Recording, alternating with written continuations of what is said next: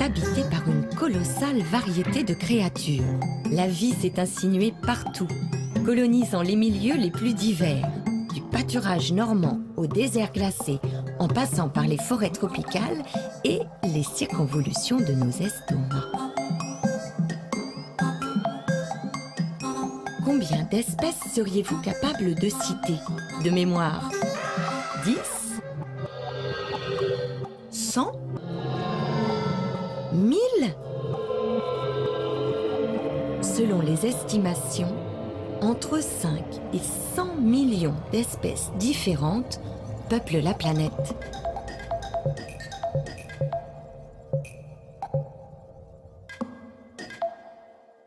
Parmi ces millions d'espèces, il y en a de toutes les formes et de toutes les couleurs. Il existe des créatures énormes et d'autres qu'on ne voit pas à l'œil nu. Tout le monde a entendu parler de la systématique. Non? Attendez. Là, on est au milieu d'un fouillis assez indescriptible. Le but de la systématique, c'est de répertorier, de nommer et de classer les millions de créatures vivantes dans des catégories scientifiques. Alors pour classer, la toute première étape, c'est de faire quelque chose que nous autres, Homo sapiens, on adore. Des collections.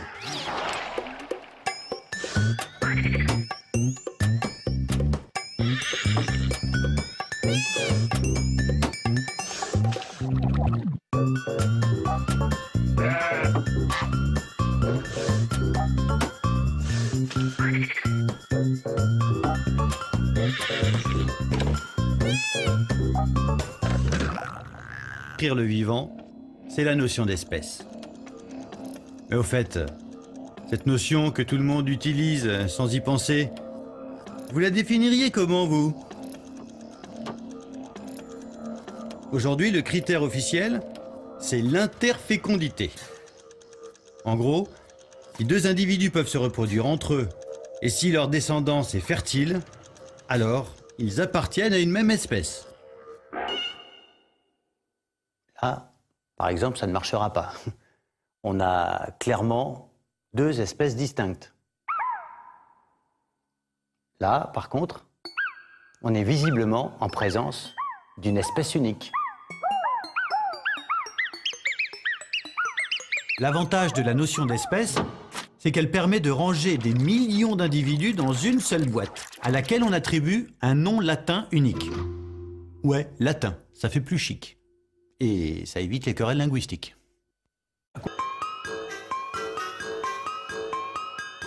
À l'heure où je vous parle, on a répertorié et nommé exactement 1 749 577 espèces vivantes.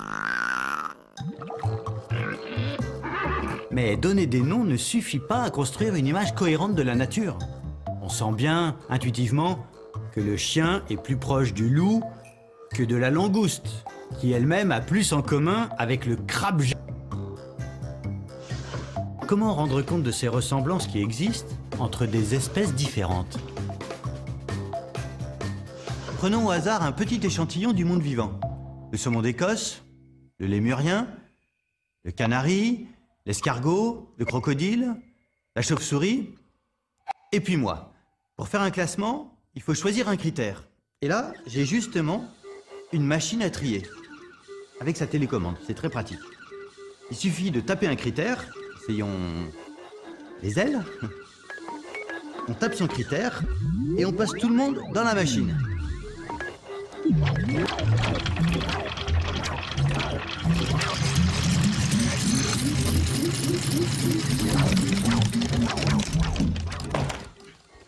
Et on obtient deux groupes. Ceux qui ont des ailes là-bas et ceux qui n'en ont pas, ici. Prenons maintenant les pattes.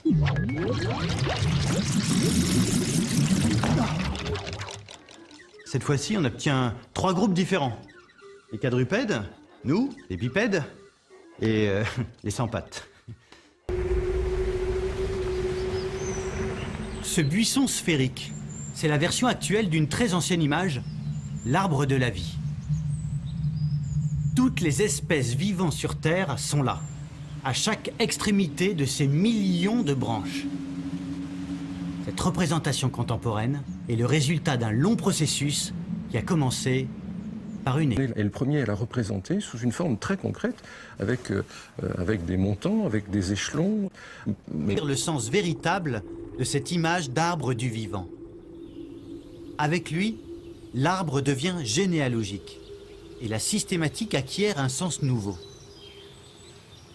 Il ne s'agit plus de repérer les affinités entre les espèces, mais de découvrir leur histoire évolutive pour reconstituer leur arbre généalogique commun.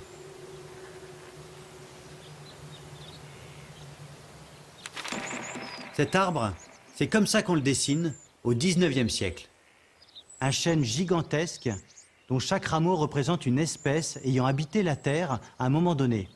Là en bas, les espèces les plus primitives, et tout en haut, moi. Seulement, ce grand chêne raconte une histoire fausse. Le problème, c'est le tronc.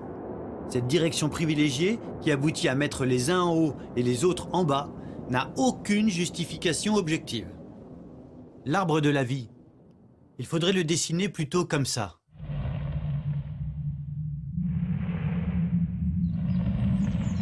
Un buisson sphérique, sans tronc aucun, qui ne pousse pas vers le haut, mais dans tous les sens.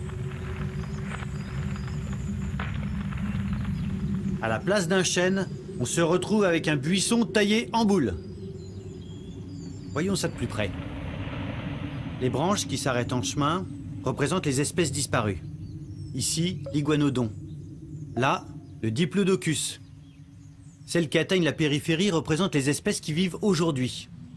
Ici, la truite saumonée. Là, le caniche à poil ras. Là-bas, le géranium. Et ici, moi.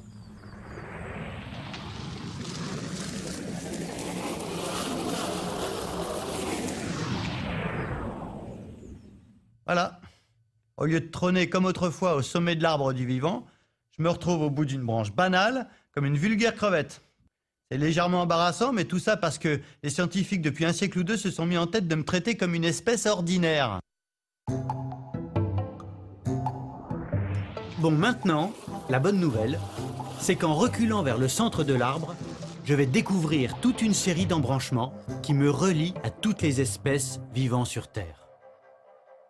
Si on remonte dans cet arbre généalogique, on rencontre d'abord les branches éteintes des hommes préhistoriques. Puis celles qui mènent vers mes plus proches cousins vivants, le chimpanzé et le bonobo. Tous les trois, nous avons un ancêtre commun qui vivait en Afrique, il n'y a pas loin de 6 millions d'années. Notre arrière-grand-père à la 250 millième génération. Puis, en remontant encore d'1 million d'années, on rejoint la branche qui mène vers le gorille des montagnes. Puis, nettement plus haut, celle de l'orang-outan. Ce cousinage n'est pas évident au premier coup d'œil, mais l'étude des embryons permet de s'en faire une meilleure idée. Plus on recule dans l'embryogénèse, plus les différences entre moi et mes cousins du monde animal s'estompent.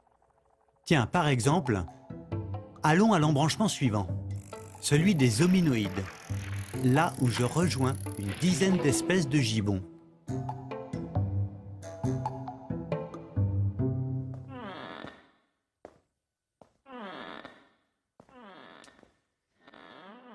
Ce que nous avons en commun, le gibbon et moi, c'est un caractère spécifique bien visible. C'est l'absence totale de queue. Je suis un hominoïde parce que je n'ai pas de queue. Ou plutôt parce que je n'en ai plus. Enfin, vous m'auriez connu quand j'étais jeune, c'était une autre histoire. Là, c'est moi à 41 jours. Et là, en bas, c'est bel et bien une queue. Sauf que pendant la 7e semaine, les vertèbres qui la composent s'atrophient et se soudent pour donner naissance à un coccyx, comme chez le gibbon. Aux environs de moins 25 millions d'années, la branche des hominoïdes, la mienne, rejoint une autre branche bien plus fournie, celle des 82 espèces de singes qui possèdent une queue, babouins, macaques, etc. Tous ensemble, nous formons la superfamille des cathariniens. Je suis un catharinien, comme le mangabé à joues grises, à cause de mes narines.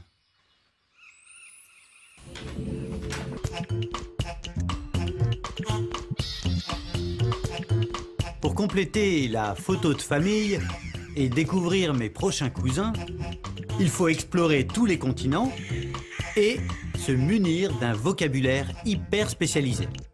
Bon, vous n'êtes pas obligé de tout retenir. Je suis un similiforme, comme le sajou versicolore, et puis un aplorinien, comme le tarsier de Horsfield. Chacun des yeux de ce drôle de cousin est aussi gros que son cerveau. Du coup, sa vision nocturne est excellente. Sa conversation, par contre... Et puis, comme le lémurien laineux, comme le propithèque, je fais partie de la grande famille des primates. 188 espèces différentes au dernier recensement. L'ancêtre commun des primates vivait il y a 63 millions d'années, soit environ 7 millions de générations. Mais au fait, qu'est-ce qui me prouve que je fais vraiment partie de la famille? D'après les systématiciens, ce serait à cause de mon pouce, qui correspond à un embranchement précis de l'arbre du vivant. Je suis un puzzle, un patchwork d'innovation opéré au cours des millions d'années d'évolution. Il y a le pouce, bien sûr, mais aussi la station debout, le nez, la glande mammaire, le poumon à alvéole, la nageoire charnue, la symétrie bilatérale, la colonne vertébrale, etc., etc. En fait, l'arbre raconte mon corps. Certaines parties, comme le pouce, sont très récentes, d'autres, comme le noyau cellulaire, très, très, très anciennes. Chacune des pièces du puzzle correspond donc à un embranchement de l'arbre du vivant. En continuant de remonter vers le centre de l'arbre, on va retrouver l'origine de chacune d'entre elles. Le nez, là, le poil, ici, la mâchoire, là-bas, et ainsi de suite.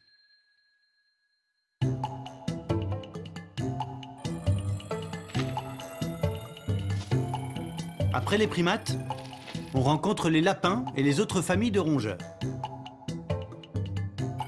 Le groupe suivant, c'est un peu l'auberge espagnole. On y trouve en vrac le lion, le cheval, la baleine et la gerboise, le rhinocéros, l'oreillard vulgaire et la taupe des jardins. Et puis on arrive à un nœud bien plus exotique, celui des terriens. T-H-E-R-I-E-N. Notre ancêtre commun, au kangourou et à moi, nous a légué plusieurs choses. Attendez, je vais vous montrer. Il nous a légué une glande mammaire munie d'un téton. C'est assez décoratif. Mais il nous a légué aussi quelque chose de vraiment très pratique. Ça. Des omoplates mobiles.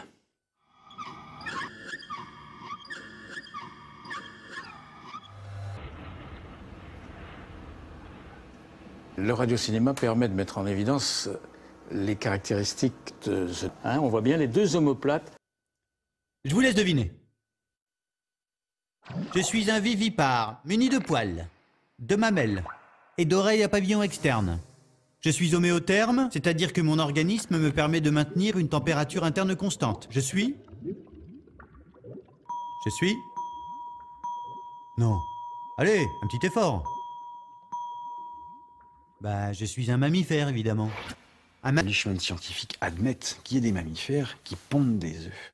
Et à tel point qu'il y en a un autre qui a été découvert, l'échidné, enfin les échidnés, parce qu'il y a deux espèces, et que dans la classification, on a bâti pour... Les monotrèmes. Ce sont les mammifères les plus éloignés de moi dans la classification. La dernière branche vivante avant une longue traversée du désert. Ah oui, parce qu'ensuite, il ne se passe plus rien. Pas le moindre cousin vivant pendant 130 millions d'années. 130 millions d'années, c'est long. C'est à croire que l'évolution s'est arrêtée. En fait, pas du tout. Entre les mammifères et le groupe suivant, celui des amniotes, de nombreuses branches sont apparues. mais toutes se sont éteintes. Les espèces ont disparu. La prochaine vraie branche, avec des vrais cousins qui vivent encore, c'est celle des amniotes. Je suis un amniote, comme le flamant rose, le serin et le toucan, parce que notre ancêtre commun a inventé l'amnios. C'est une sorte de membrane pour envelopper l'embryon et le protéger. L'embranchement suivant correspond à une innovation encore plus essentielle. Pour appartenir à la superclasse des tétrapodes, il faut un nombre pair de membres locomoteurs munis de 1 à 8 doigts chacun. On en connaît aujourd'hui 26 308 espèces, de toutes formes et de toutes tailles, de la salamandre à la girafe, en passant par le crapaud-buffle.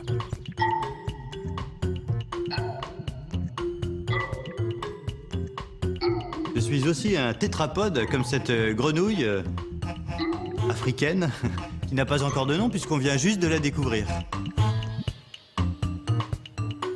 Grâce aux analyses génétiques, notre grenouille africaine appartient bel et bien à une nouvelle espèce. En attendant qu'on lui choisisse un petit nom, continuons. Nous voilà arrivés aux environs de moins 420 millions d'années, bien avant les tétrapodes et bien avant que notre ancêtre commun ne soit sorti des eaux. C'est pourtant à cette époque reculée qu'est survenue l'innovation qui a rendu possible la vie terrestre.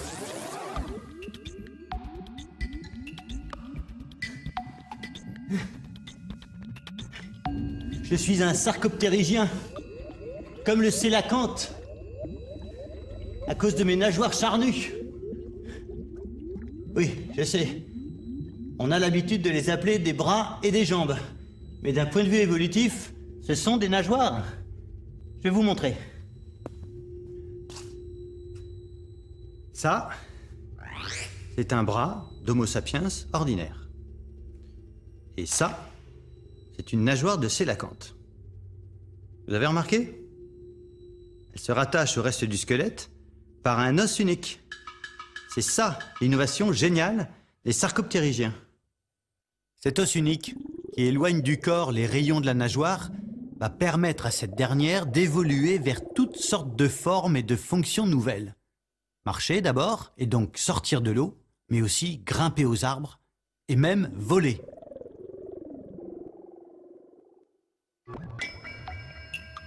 À l'embranchement suivant, voilà des cousins dont les nageoires ne sont pas charnues. Un peu comme si leurs doigts étaient fixés directement au tronc. Je suis un ostéichtien, comme la sardine et le saumon d'Écosse, parce que je possède de véritables os au lieu d'un simple cartilage. C'est à ce niveau que le nombre de mes cousins double d'un coup et atteint les 50 000. 50 000, un chiffre impressionnant, mais finalement assez modeste en regard des millions d'espèces qui peuplent la planète et des 10 000 nouvelles qu'on découvre chaque année. Les espèces par an, et puis il en reste 5 millions ou 10 millions à décrire. Ça veut dire qu'on aura terminé le boulot dans 500 ou dans 1000 ans, et puis la biodiversité sera éteinte avant.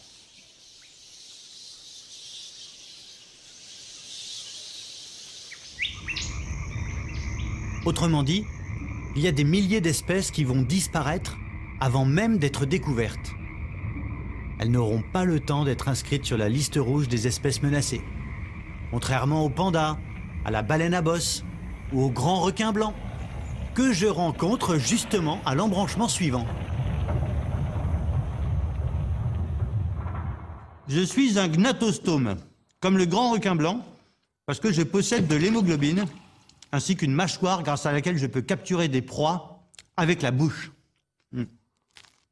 Non, alors c'est vrai, attraper des proies vivantes dans la société d'aujourd'hui, ça se fait moins qu'avant. Mais il reste tout de même les huîtres.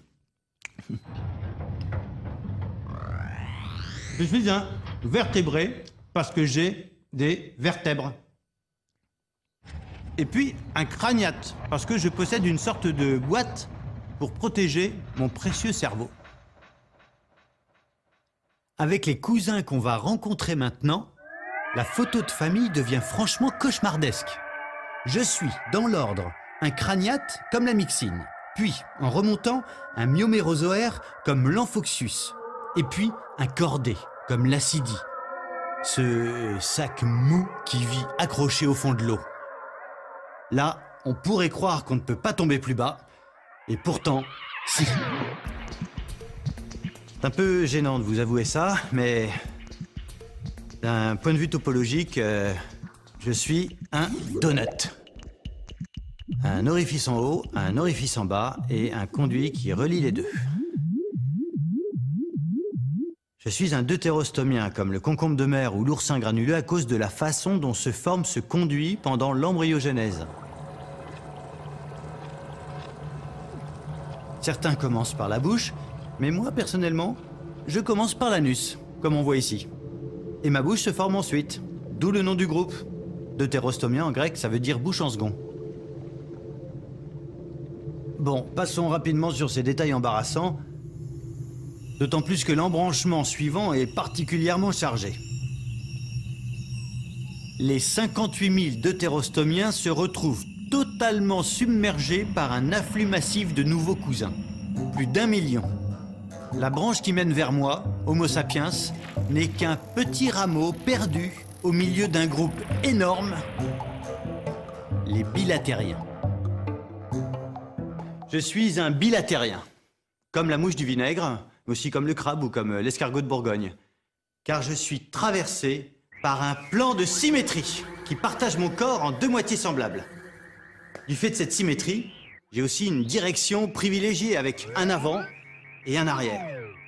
Toutes choses dont les éponges ou les méduses, par exemple, sont dépourvues. Parmi mes cousins bilatériens, il y a tous les arthropodes, les crabes, les insectes, etc., tous les mollusques, et aussi beaucoup de familles, aujourd'hui disparues, dont les seuls représentants sont des fossiles. Chaque particule contenue dans cette boîte représente un fossile. Ce sont des fossiles d'embryons, pas des animaux en eux-mêmes. Ils ont probablement quelque chose comme 580 millions d'années, soit 40 millions d'années de plus que les plus anciens animaux que nous connaissons grâce aux fossiles. Ce petit tas de sable représente donc la trace la plus ancienne de la présence des animaux sur Terre.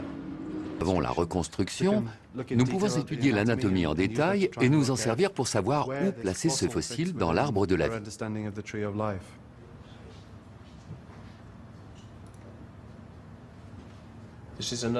Voici un autre embryon bilatérien. On peut observer une ligne au milieu qui sépare la gauche de la droite. Ça reste un bilatérien, mais il diffère légèrement de ce que nous voyons dans les organismes actuels. C'est une espèce totalement nouvelle, mais sa place dans l'arbre de la vie est problématique. Elle montre des caractéristiques de développement d'un insecte, mais cet embryon est âgé de 540 millions d'années, soit plusieurs centaines de millions d'années avant l'apparition des insectes. Très sincèrement, nous n'avons pas la moindre idée de sa place dans l'arbre de la vie, sinon que c'est un ancêtre très primitif de la famille des bilatériens. Les espèces éteintes, c'est pas en millions qu'elles se comptent, mais en dizaines de milliards. Revenons plutôt chez les vivants. Il nous reste encore quelques cousins à découvrir. À moins 700 millions d'années, on atteint la limite de ce qu'on a l'habitude d'appeler le règne animal. Les systématiciens, eux, préfèrent parler de métazoaires. Je suis un métazoaire, comme l'éponge à crevettes, parce que je suis un organisme pluricellulaire mobile. C'est-à-dire que je suis composé de plusieurs cellules et que je bouge.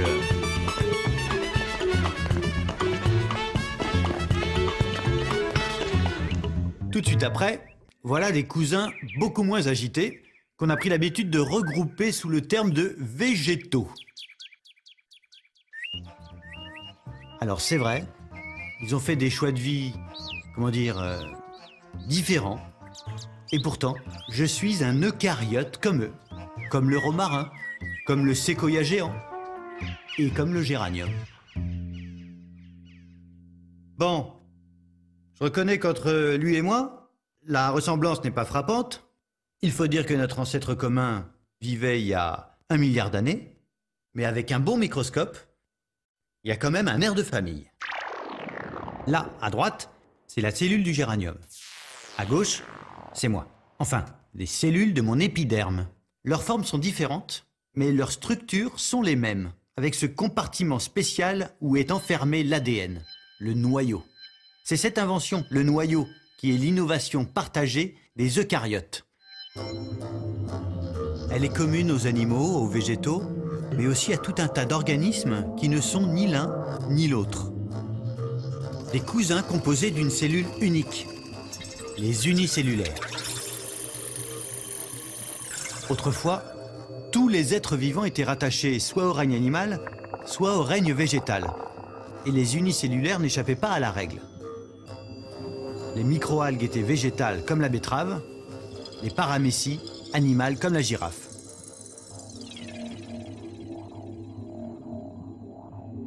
Aujourd'hui, on pense que les unicellulaires ne sont ni l'un ni l'autre.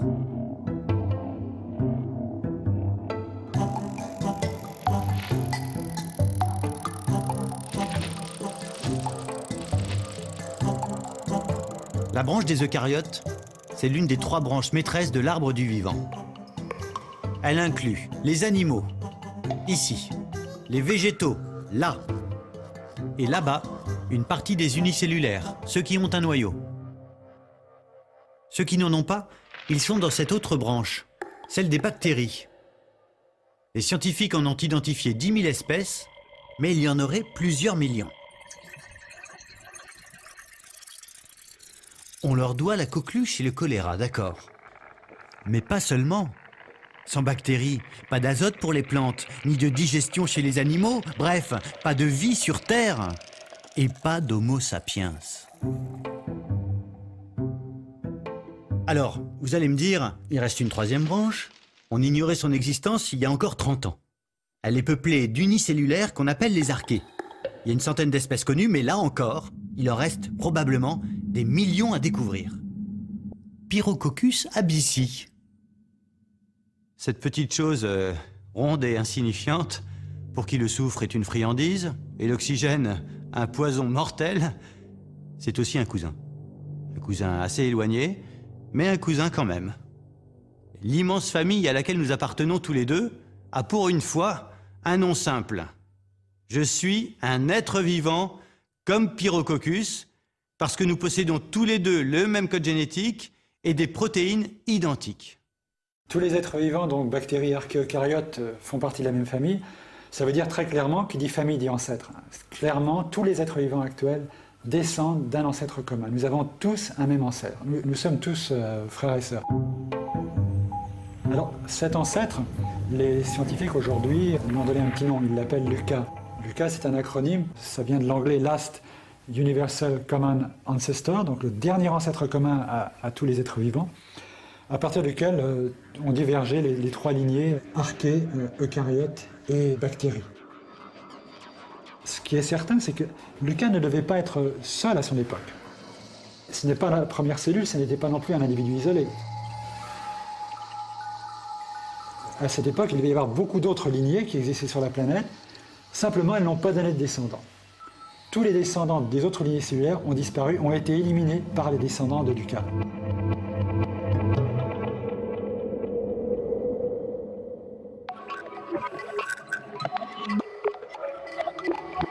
Que de chemin parcouru entre ces choses microscopiques là et moi.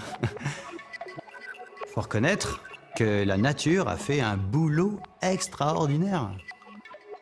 Bon, ça lui a quand même pris 3,5 milliards d'années, mais le résultat est là. Ça a été un peu long, mais ça valait le coup d'attendre. Oh là, je vous arrête. En termes d'évolution, moi, Pyrococcus, je suis aussi éloigné de LUCA qu'Homo sapiens. Il a fallu exactement le même temps pour arriver à nos 2 formes de vie. Moi aussi, je pourrais dire, que de chemin parcouru entre ce gros machin polluant et tarabiscoté, là, à gauche, et moi, Pyrococcus. Il se plaint dès que la température monte au-dessus de 40. Son taux de reproduction est ridicule. Et il ne parvient à se nourrir qu'en avalant d'autres créatures vivantes. Bref, disons-le, La survie provisoire de cette drôle d'espèce est une véritable énigme de la nature. Les bactéries sont tout à fait fascinantes parce qu'elles nous apprennent un petit peu l'humilité. En général, on a tendance à penser que les bactéries sont des organismes simples, primitifs, et nous sommes, nous, les eucaryotes, mais encore plus l'espèce humaine, tellement plus complexe, évoluée qu'une bactérie.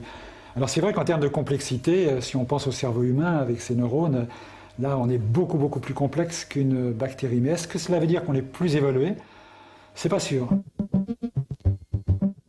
Moi, j'aime bien comparer les bactéries à des micro-ordinateurs très récents et les eucaryotes, les hommes, à des gros ordinateurs des années 50-60 qui étaient beaucoup plus gros, peut-être plus complexes, mais qui en fait étaient moins performants. C'est un peu caricatural, mais je pense que ça vaut la peine de réfléchir un petit peu en ces termes. Il ne faut pas raisonner en termes d'organismes plus ou moins évolués, mais en termes d'organismes effectivement plus ou moins complexes, mais surtout avec des stratégies de vie différentes.